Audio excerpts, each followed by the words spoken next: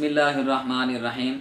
मोहतरम सामईन व नाज़रीन, आज हम जिस मसले की तरफ हम आपकी तवज्जो मबजूल करवाना चाह रहे हैं वो है इद्दत कि इद्दत किसे कहते हैं और ये औरत के लिए कितने अय्याम होते हैं और वो काम जिनसे बचने का शरीयत ने हुक्म दिया है और वो काम जो औरत कर सकती है यानी उसको इजाज़त होती है अय्याम इद्दत में।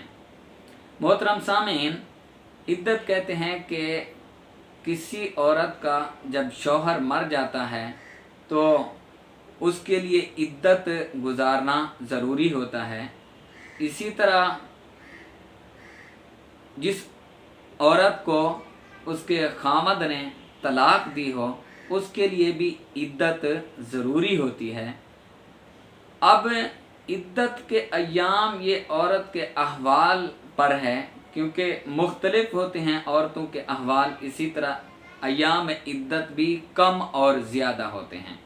बात लंबी हो जाएगी, मैं कोशिश करूँगा मुख्तसर इसको जितना हो सके बयान करूँ कि आपको बात भी समझ आ जाए। बहरहाल अगर कोई बात समझ ना आए तो मेरा व्हाट्सअप नंबर मौजूद है, रब्ता करके पूछ सकते हैं, या उलमा हजरात मौजूद हैं। यहाँ पर हम मसले बताते हैं, फतवे नहीं देते, क्योंकि फतवा जब दिया जाता है वो हर पहलू को देखा जाता है। साइल ने जो सवाल किया है और फिर उसको जांचा और परखा जाता है, क्योंकि मसले की नौइयत अक्सर बदलती रहती है, एक ही जैसी नहीं होती। तो मोहतरम सामीन, औरत का जब शौहर मर जाए तो ऐसी औरत के लिए इद्दत है 4 माह और 10 दिन।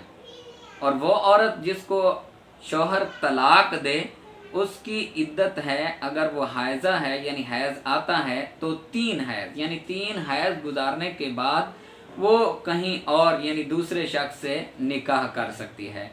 इसी तरह वो औरत जिसको शौहर ने तलाक दी और वो हामला है उसकी इद्दत वज़ा हमल होगी, यानी बच्चे की पैदाइश होगी।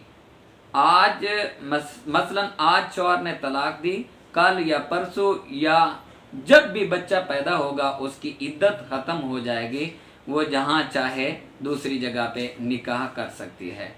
इसी तरह नंबर 4 पे है वो औरत जिसको हैज़ नहीं आता, अब वो इद्दत कैसे गुजारेगी। उसके लिए 3 माह रखे गए हैं, क्योंकि 3 माह में 3 हैज़ का अंदाज़ा लगाकर उसके लिए यही अय्याम है कि 3 माह गुजारेगी, उसके बाद उसकी इद्दत ख़त्म हो जाएगी। मोहतरम सामीन, वो कौन से काम हैं जिनसे मना किया गया है। नंबर 1 पे है ज़ेब व ज़ीनत करना, यानी वो औरत जो इद्दत में है उसको ज़ेब व ज़ीनत करने की इजाज़त हरगिज़ नहीं है। और ज़ेब व ज़ीनत किसे कहते हैं? खुशबू लगाना, नए कपड़े पहनना, कंघा करना, या इसी तरह ज़ेवर वगैरह पहनना, चूड़ियाँ पहनना, मेहंदी लगाना, ये सब उसके लिए ममनू हैं। हाँ, तेल और कंघे की एक शर्त पर इजाज़त है कि कंघा अगर करना हो, ज़रूरत हो तो, मजबूरी हो तो मोटे धंधे वाला कंघा किया जा सकता है।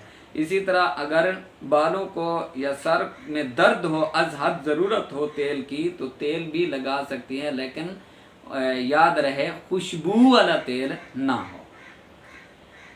और यहाँ पर जो अहम मसला है जो बार बार लोग पूछते हैं, कल भी मुझसे एक साहब ने जो मेरे साथ पढ़ाते हैं उन्होंने पूछा है कि ये मेरी कज़न है, उसका शौहर फौत हो गया है, क्या वो मेरे घर आ सकती है अय्याम इद्दत में या नहीं।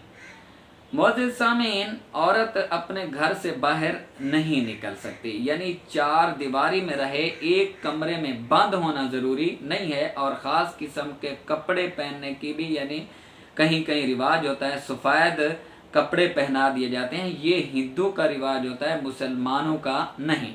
लेकिन हाँ, याद रहे नए कपड़े और रंगीन ऐसे कपड़े जो नए नज़र आते हों, इस तरह के कपड़े पहनने से इद्दत वाली औरत गुरेज करे। तो अपनी चार दीवारी में रह सकती है और घर के काम काज हर किस्म के जिस तरह भी चाहे कर सकती है। हाँ, अगर घर से निकलने की कोई मजबूरी हो, इंतहाई मजबूरी, मसलन पेशी पर अदालत जाना है या इसी तरह डॉक्टर के पास इलाज करवाने के लिए मजबूरी है जाना हो, तो जा सकती है। या वो उसका रोज़ी कमाने का कोई और वसीला ना हो, वो खुद बाहर जाकर काम करती है, मजबूरी हो, कोई और उसके नान और नफ़क़े का ज़िम्मेदार ना हो, तो फिर भी औरत निकल सकती है, लेकिन काम करके फ़ौरन अपने घर वापस लौट